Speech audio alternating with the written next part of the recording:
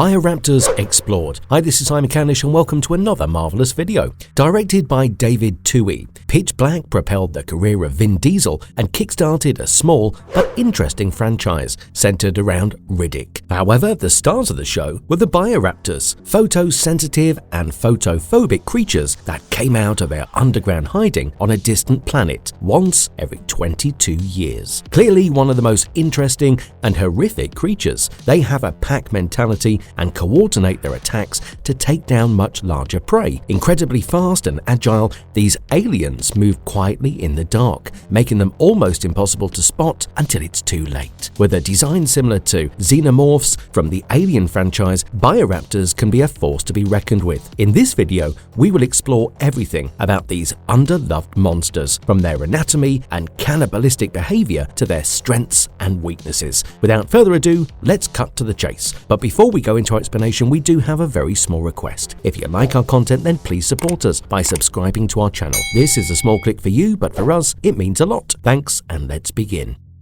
Who are the Bioraptors? When God said, "Let there be light," Bioraptors were probably absent. These creatures love darkness so much that they stay underground for over 2 decades and only come out to surface when their world becomes pitch black. These highly aggressive carnivorous creatures are capable of flight, but they seem to be native to the planet called M6117 in the M334G system. But how did Riddicik and the others end up encountering the Bioraptors? So, according to the co-writer and director David Twohy's 2000 film Pitch Black, a spaceship named Hunter Gratzner was transporting several passengers in cryosleep. The human cargo was quite diverse, including a Muslim priest named Abu Walid, a couple of prospectors, a merchant, etc.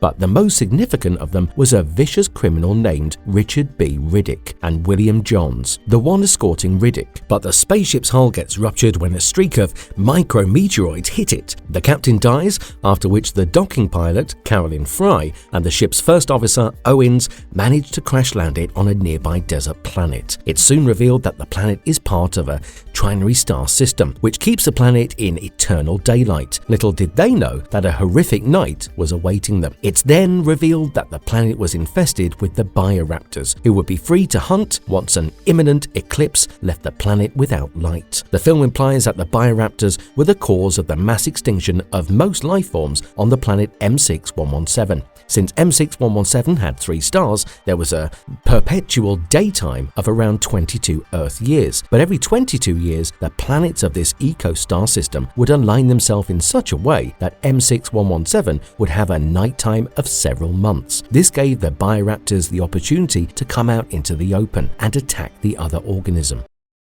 A Bioraptor's anatomy. It's unknown if these creatures are given birth to by a mother Bioraptor or if they just hatch from eggs. However, what is confirmed about the Bioraptors is that they have 2 basic stages in their life cycle. The reason why we do not know about their reproductive method is that everyone who was ever sent to study these horrid creatures was killed by them. In the first stages, they're small and work in swarms, much like a swarm of locusts, or maybe as the swarm of bats that Batman summoned in Batman Begins. Now that was one epic move. Anyway, when the lights are out, these younglings emerge from the chimney-like structures on M6117. Although a lone youngling is not much of a threat than a small predatory bird, but they can be fatal and they attack in a group of thousands and are capable of lifting prey several times their own size and mass. But that's not it. Bioraptors can practically tear away a person into bits and pieces, which is what happened to poor Sharon Montgomery in the movie. But the adult Bioraptors are quite a force to be reckoned with.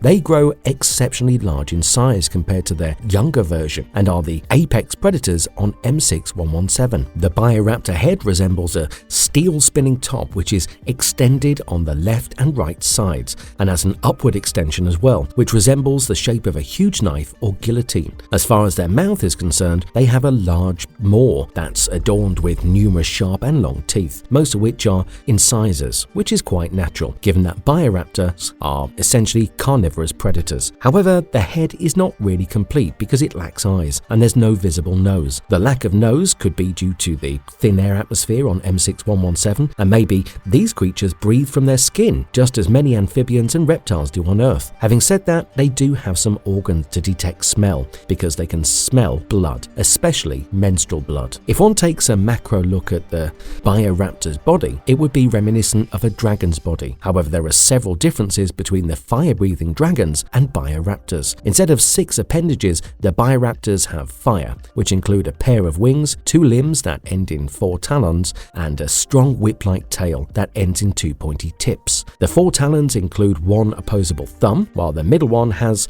a small opening through which another retractable claw can emerge. To move their semi-skeletal and largely metallic bodies, these creatures use their limbs as well as wings. But of course, the primary function of the wing is to fly. Coming back to the skull of these alien creatures, the extensions of their skull can measure up to 6 feet in length, and it seems that these extensions are way denser than human bones. And although these extensions point upwards, the film doesn't explain why it is. So I assume that it is possible because they are upward. They cover more surface area, which in turn could help in better echolocation. On the contrary, they could serve as an offensive weapons or something that they evolved as a means to retain balance, which could be challenged because of their heavier anterior structure of their head. I just mentioned echolocation, right? Yeah, since they lack eyes, they use echolocation to gauge objects. Much like bats, the Bioraptors use binosonar skills by emitting sound waves from their mouths, which are then received by an organ placed on both sides of the extended skull. And because these receptors are placed almost 6 feet apart, they get a good, wide view of whatever lies before them. But then again, this creates a blind spot right in the middle of their extended skull. If someone or something is present even inches away from the middle of their heads, they will fail to take notice of them. How do they kill a prey? Once a Bioraptor gets hungry, it would do anything to find prey and uses a plethora of tools to do this. Firstly, it uses its heightened sense of smell to locate food. This ability is much like what is seen in sharks, who can smell blood from hundreds of meters away, and in concentrations as low as 1 part per million. To give you a perspective, 1 part in a million is the same as 1 minute in 2 years, or 1 cent in $10,000. That's crazy, right? Nevertheless, this is a clear indication that although Bioraptors don't possess a visible nose, their olfactory senses are marvelously insane. Could it be possible that the receptors on either end of their heads could serve as receptors? What do you think? Once a prey has been successfully located, the next step is killing the prey. To achieve this, they use their long and razor-sharp incisors that are placed in a jaw that's large enough to decapitate and swallow an entire human head. On the other hand, the claws are used to pin down the prey while also serving as an extra set of weapons at their disposal. And last but not least, the double-tipped tail also serves as an offensive and defensive weapon. The initial design of the Bioraptor was much dinosaur-like and had a tail like that of a dinosaur, so the tail was split into 2, which gave the Bioraptors a more feral and alien look. What about weaknesses? Well, every organism must have a weakness, right? Come to think of it, even most powerful of superheroes and supervillains have some kind of weakness. So, despite all of their evolutionary advancements and strength, Bioraptors are extremely sensitive to light, which is the most notable of their weaknesses. They are photophobic to the extent that even a small beam of light can have a negative reaction on their skin, which causes burns and corrosion. I believe this is because of the chemical composition of their skin, and that's nothing alien. There's a whole bunch of chemical reactions called the photochemical reactions that take place only in the presence of light. For instance, the formation of hydrochloric acid cannot take place until hydrogen and chlorine are placed under light. But a question arises here. Okay, so the Bioraptors will try to move away from light once they have been exposed to it, but since they do not possess eyes, how do they know where light is present and where it is not? Well, it's possible that this is informed to the Bioraptors through their nervous system. There's an interesting story that Pitch Black's animatronic supervisor and puppeteer John Cox revealed recently.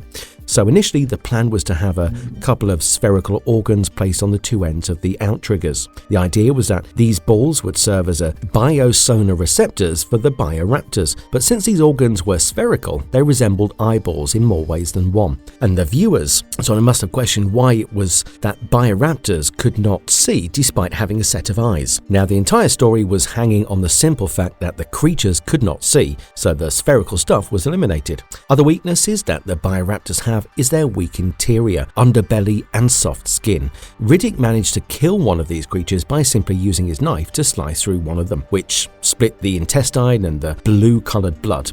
I believe the lack of nutrition is what causes the bioraptors to have a body that's low on muscles. Stupid creatures should have known that exhausting all the natural resources at once would leave them with nothing. I guess humans ought to learn from the mistakes of bioraptors.